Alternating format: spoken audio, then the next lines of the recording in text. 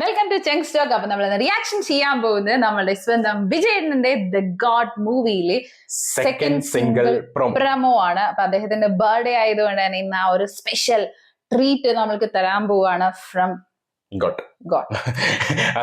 ആ ഒരു സംഭവം. കാരണം നമ്മൾ ഇതും എനിക്കൊന്നും ഇന്നലെയൊന്നും വന്നത്. നമ്മൾ ഇന്നലെ, പക്ഷെ ഇന്നലെ കുറച്ച് എന്തോ ഒരു ടൈമിലാണ് വന്നത്. നമുക്കൊന്നും മനസ്സിലായിട്ടില്ല എപ്പോഴാ വന്നെന്നുള്ളത്. അപ്പം നേരെയാണ് പ്രൊമോ കണ്ടു നോക്കാം. ഫസ്റ്റ് സോങ് വിസിൽ പോഡായിരുന്നു, സെക്കൻഡ് സോങ് ആണ് ഹിറ്റ് സോങ് ആയിരുന്നു. അപ്പൊ ഇത് പാടിയിരിക്കുന്നത് നമ്മുടെ വിജയണ്ണൻ തന്നെയാണ്.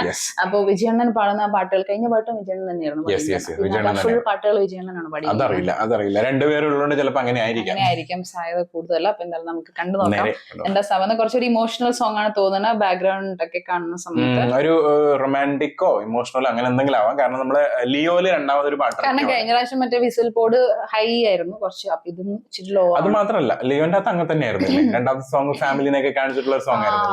ഇതിന്റെ അകത്ത് ഏകദേശം ഫാമിലിന്റെ ഒരു പിക്ചറാ ഉള്ളത്. ബാക്കിൽ നിന്നുള്ള ഷോട്ടാണ്. പ്രൊമോ ആണ് കേട്ടോ, പാട്ടല്ല. എനിക്കൊന്ന് ഇന്നായിരിക്കും ഇറങ്ങുന്ന പാട്ട്. സമയം എഴുതിയിട്ടുണ്ടാവും വിചാരിക്കുന്നു, എക്സ്പെക്ട് ചെയ്യുന്നു. എല്ലാ ഭാഷയിലും ഇല്ലേ? ഇല്ല, ചിന്ന ചിന്ന കണ്ണുകൾ കേട്ടോ സോങ്ങിന്റെ പേര്. ഇത് കറക്റ്റ് ലിയോയുടെ ഷോട്ട് പോലെ ഞാൻ പറഞ്ഞത് മറ്റേ സോങ് പോലെ ഉണ്ടെന്ന്. അൻപനും സ്റ്റാർട്ട് ചെയ്യാം.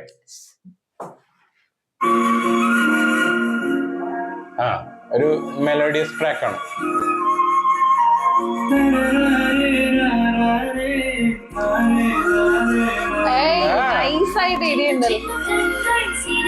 രാജാ ഭവതൻ. ഓ 6 PM ഇന്ന്.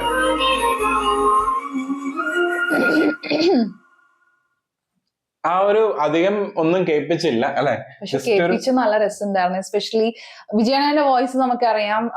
അത് പ്രത്യേകിച്ച് ആ ഒരു നമ്മളറിയില്ലേ കുറച്ചൊന്ന് ഒതുങ്ങിയ സംഭവത്തിനകത്ത് വരുന്ന സമയത്ത് അത് വേറെ ലെവലായിരിക്കും.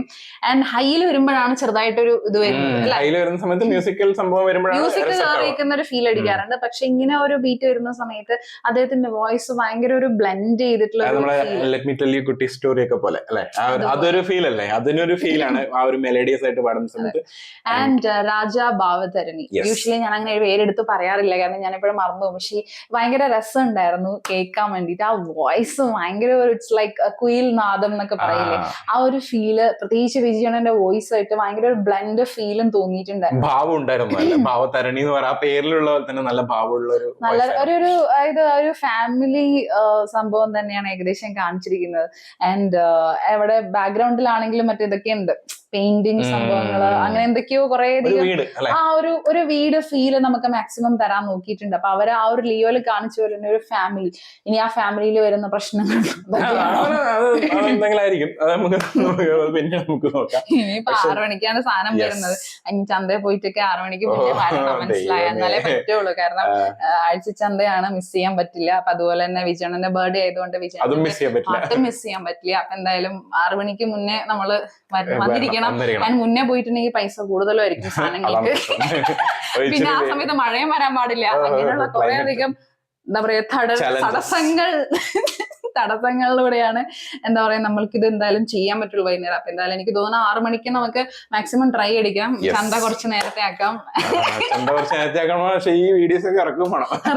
അപ്പൊ എന്തായാലും വെയിറ്റിംഗ് ഫോർ ഇറ്റ്, ഒരു പ്രതീക്ഷ തരുന്ന ഒരു സംഭവം തന്നെയാണ്. അതിന് പ്രതീക്ഷ നല്ല തന്നെയാണ്. കാരണം കഴിഞ്ഞ പ്രാവശ്യം ഒരു ഹൈ ഇറക്കിയിട്ട് ഇപ്പൊ ഒരു ലോ കൂൾ ഡൗൺ ചെയ്ത് ഇനിയിപ്പോ അടുത്ത ചിലപ്പോ ഇനി വരാൻ പോകുന്നത് ഹൈസാനാവാൻ സാധ്യതയുണ്ട്. അപ്പൊ എന്തായാലും വെയിറ്റിംഗ് ഫോർ ഇറ്റ്. നിങ്ങളുടെ ഒപ്പീനിയൻ കമന്റ് ബോക്സിൽ മെൻഷൻ ചെയ്യാത്ത വീഡിയോയിൽ കാണാം.